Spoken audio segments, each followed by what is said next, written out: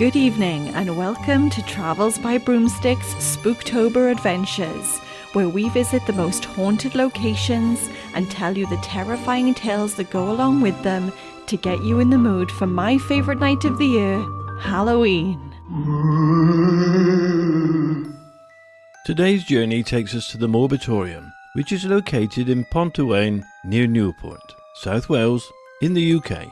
It's a museum of curiosities and oddities. From real human skeletons, wet specimens, taxidermy animals, horror movie memorabilia, Ouija boards, antique medical items, and so much more, there is so much to see in the Morbitorium.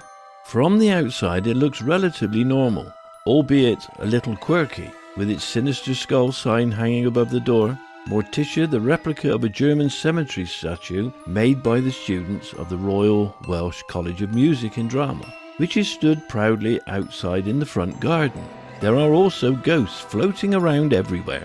We are here today with the lovely Dave Roberts, the owner of the Morbitorium. Hi Dave, I really appreciate you taking the time to be on our podcast, as I absolutely love the Morbitorium. Hello, thank you for coming. So for anyone visiting for the first time, what can they expect? I think the main thing to prepare for is the sheer amount of stuff. Everywhere you look, there's something interesting to see and something else not too far away to distract you. The Morbitorium's only a small house. I've managed to fit an awful lot of things in here. Pretty much every square foot of space is taken up with something weird or wonderful. I've even started on the ceilings now as well. There's taxidermy throughout the museum. There's creepy dolls, medical antiques, Masonic regalia. Things get a little bit darker in the middle room, which is where all the Ouija boards are, and the wet specimens. And then the back room is the shop.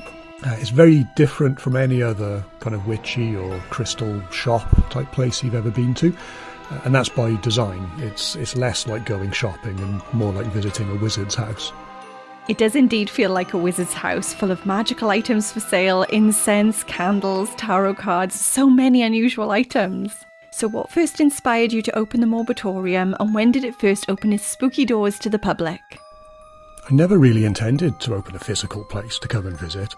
It all started off as a side gig about 10 years ago. I was selling a few bits and bobs online, sharing photos of the latest weird thing I'd found, and over the years it slowly evolved and became what it is you see today.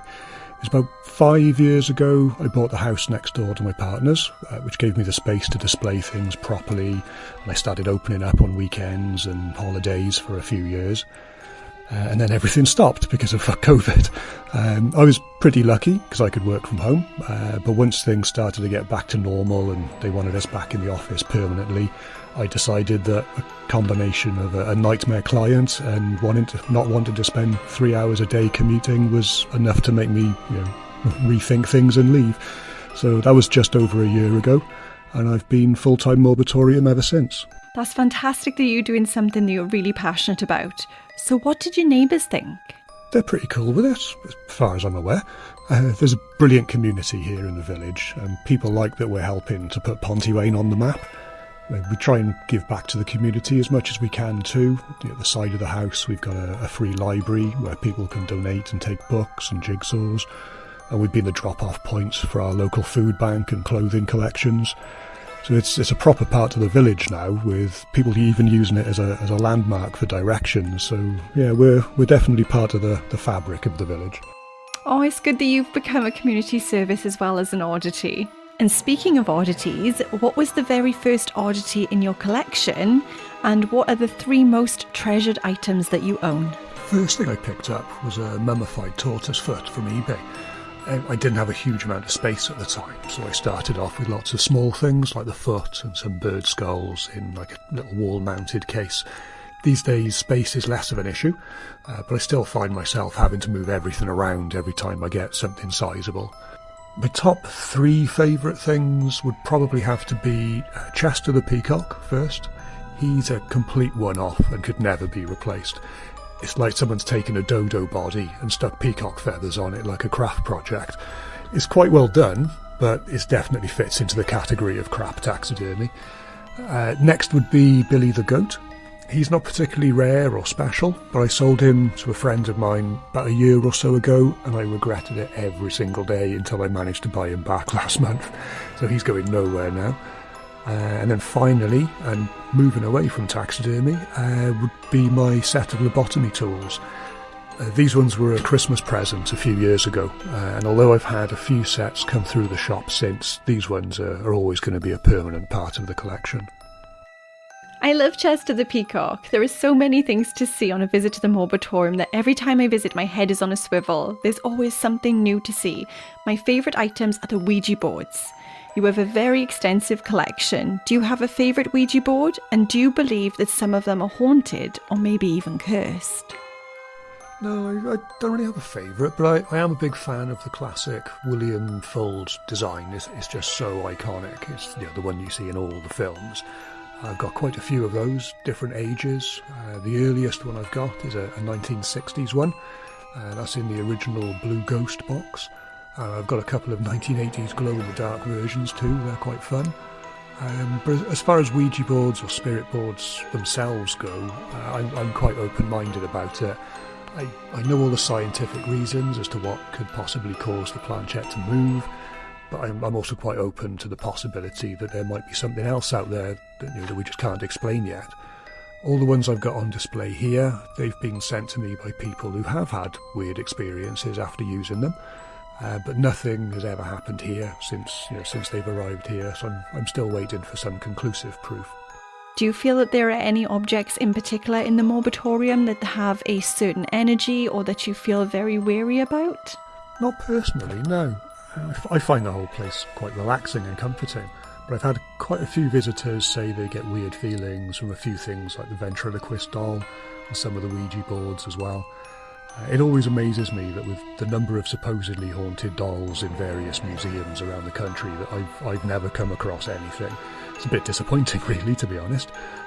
But we do a lot of cleansing and banishing rituals here now as part of our witchcraft classes, so who knows, maybe that keeps a lid on things, keeps things a bit more under control. The cleansing must work then. I just think the dolls and clowns are creepy in general, whether they're haunted or not. How many visitors do you get in a year, and is Halloween your busiest time of year as more people seek out the strange and unusual then? Oh yeah, definitely. Halloween to Christmas is always the busiest time of the year. But since opening full time, there's been a steady increase in visitor numbers, which is really nice. And lots of repeat visitors too, so it's nice we were obviously offering something that people want to come back and and see again and see what's changed. It's hard to say how many in a year, certainly because this is my first proper year of being properly open. But it is fairly unusual to have a day when there's been no visitors, even if it's just one person. If special events and things like that, it can get pretty crowded then. I'm midway through planning my outdoor Halloween display for this year, and I might have to do like a one-way system with separate entrance and exits. It's all still in the planning stage at the moment. But our theme for this year is spiders. We did it 4 years ago too, but this year it's going to be much, much bigger. We'll definitely be visiting at Halloween to see our spider display then.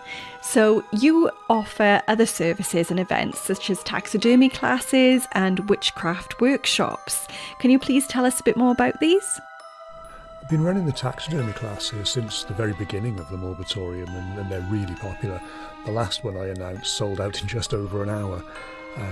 It's only a one-day class, and I take you through the whole process from start to finish, and it's all hands-on, everything's provided, and you get to take your finished animal home with you at the end as well. They're really enjoyable, they're just loads and loads of fun. The witchcraft workshops, they're a more recent development. Just since I've been opening full-time, I've teamed up with a local Wiccan high priestess called Delphi Nile, and she comes out regularly to give talks and practical sessions about all aspects of witchcraft. She also does card readings here, and we've got a couple of cool ideas in the planning stages there too. Sort of very practical, hands-on kind of witchcraft classes we're thinking of in the future, so stay tuned for that one. As everybody knows, I love a gift shop. So your witchcraft shop, I have bought so many weird and wonderful items from you, but can you tell us some of the more popular items that you sell and some of the more obscure items that you have for sale? A lot of the things I sell in the shop, they're either made by me or other independent artists or people who even come into the shop as well. And they can be really hard or next to impossible to get from bigger retailers. Print is making a big comeback. There's a few excellent zines out there at the moment.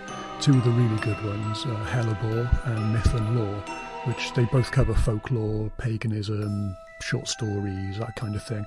They're absolutely beautiful to look at as well. The illustrations and the artistry in there is incredible.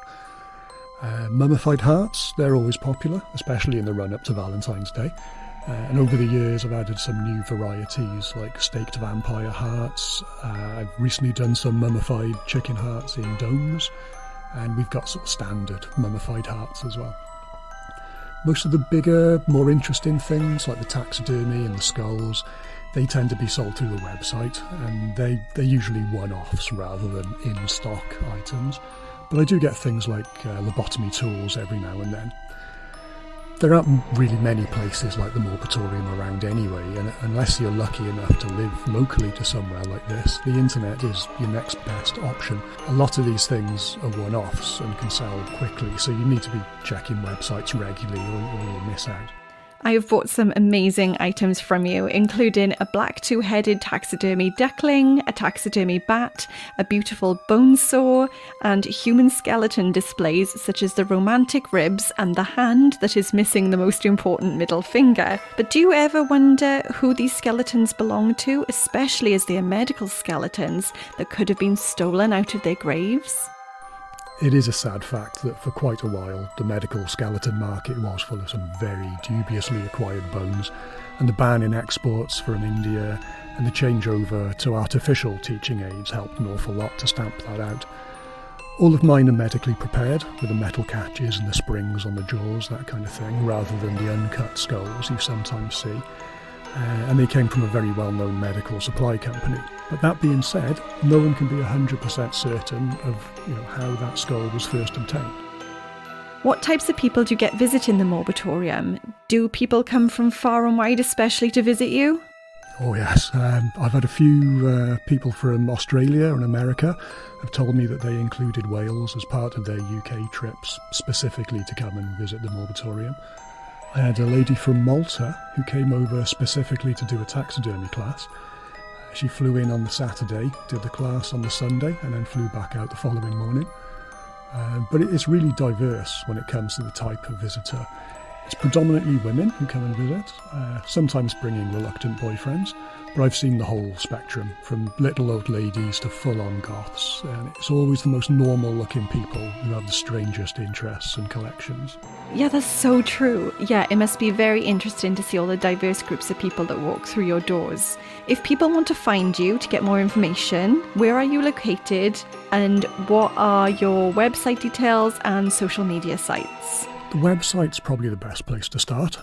It's morbitorium.co.uk, and it's got sections on there for the shop, for the taxidermy classes, the witchcraft workshops, where to find us, etc. I'm most active on Facebook, but you can find me on Instagram and most of the other social media sites just by searching for Morbitorium or Morbitorium UK sometimes. And if anyone wants to come and visit in person, we're just a few miles north of Newport in a little village called Pontywayn. There's a free car park across the road. We're open from 11 till 5 every day, apart from Wednesdays and Sundays. Entrance to the shop is free, and the museum section's just £2.50. That's spooktacular. Thank you so much, Dave, for taking the time to speak with us. We have thoroughly enjoyed wandering around the Morbitorium today, and we look forward to coming back to see you again in the future, maybe for a witchcraft class or a tarot card reading. That sounds magical. Thank you very much. I'll see you again soon. Bye. So how many brooms would you give the Morbitorium? Well, it's a definite 5. 5 out of 5 brooms. 5 out of 5, yeah. So what have been your favourite items in the Morbitorium today? Well, I like Thing, the hand coming out the box, and the mummy's hand. You got a thing about hands today? Yeah, well, you got to hand it to Dave. He did a good job. So did you think any of the items were particularly haunted or had any weird energy?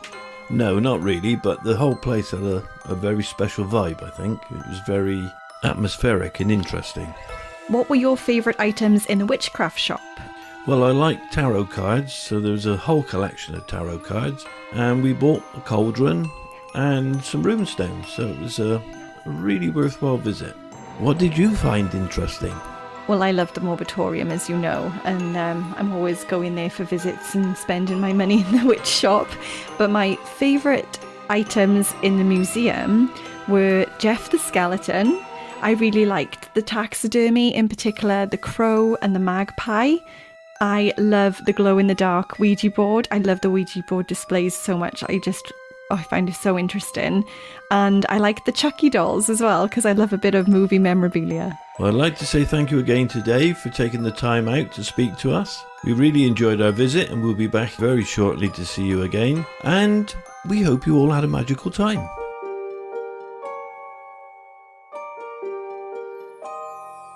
I love Chester the peacock.